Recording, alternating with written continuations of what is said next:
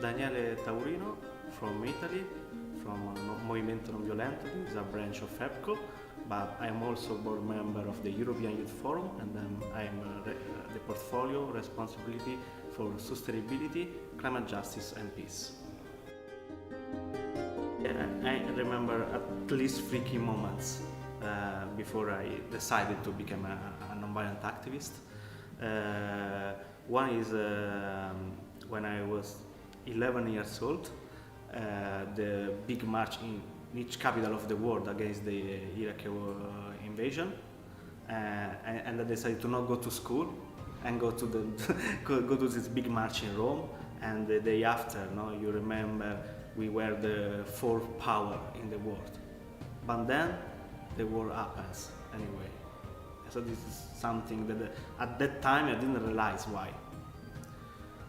Then when I was 17, I started to read Gandhi books, and so okay, this is what maybe I had in my mind, in my heart, and is written in this book. And I started to search something more European about non-violence, and so I found the life and the works of Capitini, and I decided to call this number that I found on internet, and the current president of Movimento Non Violento answered me, and we started to talk about non-violence and the Movimento Non Violento in Italy. And then I decided for my birthday, 18th birthday, to go to Pietro Pinna, to visit Pietro Pinna in Florence, the first coscienzo objector for non-violent reason in Italy. And when I saw the precise moment that I saw his eyes, I decided, okay, this is my life too, because I saw in him this clear persuasion for non-violence. This is something that influences all your life, and so okay, this is who I am now. Now for the war in Ukraine, especially for Europe, the first time, not first time, it was also Yugoslavia. Yeah. There was mosquito there, be careful. Okay. Capitini way. After the full-scale invasion of Russia against Ukraine, as pacifist and non-violent movements in Italy, but in all Europe, we started to be attacked after the first days. Where are the pacifists? Where are the non-violent people? On the media, national newspaper, on the media. And we already have an answer, because we already are connected with the Ukrainian pacifist movement, with the conscience objector movements in Russia, and with the peace activists in exile from the Lukashenko regime in Belarus and all other countries. And so we strengthened this network, and we tried to organize a lot of initiatives, public events in Italy, big rallies, demonstration, but also we visit a lot of time Ukraine, EPSEC in general, but also from Italy a lot of peace caravan came in Italy. We also organized, I participated in one non-violent, specifically non-violent caravan to go to the conscience objector in Ukraine to strengthen the power of the Ukraine pacifist movement.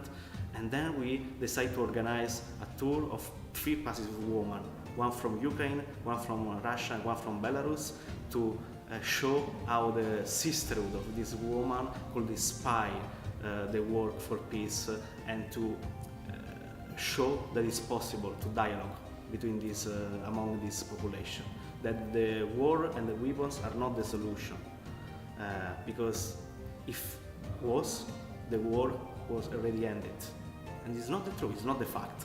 So maybe we need to find an alternative. Non-violence has already a patrimony of tools, of techniques, of principles to start a negotiation, to bring positive peace for this population. And we think really from our heart that all the effort of the population, but also of the institution, should go towards this solution. This is not an easy one. It's not a game that we won and the other where will be defeat, but it's the only way to survive all together. Italy has no conscription, a lot of years now. Yeah. But still you have so big pacifist movement, and also for consensus objection you show so much international solidarity. Yeah, when we started our path in Italy as a Movimento Non Violento, also before, during the fascism, Capitini was one of the non-violent anti-fascist people that also during the war at that time talk about conscience objectors. And there were, for example, from United Kingdom, but also, for example, Einstein and other famous people that show international solidarity and support for this, before clandestine work for non-violence and then public one when we achieve democracy. And so our idea now as a country and a movement that know how we fought for conscience objector rights to show the same solidarity, international solidarity to the branch of BECO or at an international level to the War Resistance International to help and support concretely these movements of conscience objector in other countries. And we can support them economically, of course, especially with the donation of the Italian citizens, but also it's important to show and support them in an organized way, because it is important to know that be a non-violent activist, be a pacifist organization means do a lot of work, and we need to be structured. It's not something that you can learn in one day. One thing that the Martin Luther King's movements taught every one of us is that one of the core words of nonviolence is discipline.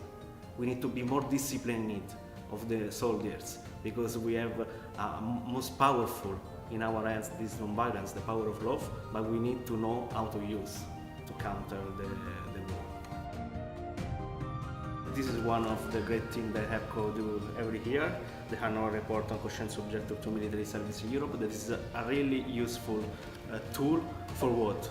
For advocacy, for example, at all level, at European level, but also at our national level, as now I'm speaking as a branch of HEPCO, Movimento Non Violento, because we need to spread the voices of these conscience objectors, these young people, these activists on peace, even during the war. I say more during the war, because the difference between non-violence and jurisdictional pacifism is that we also, under the war issues, we say that non-violent resistance is possible. We say that the human rights not to be violated in any way.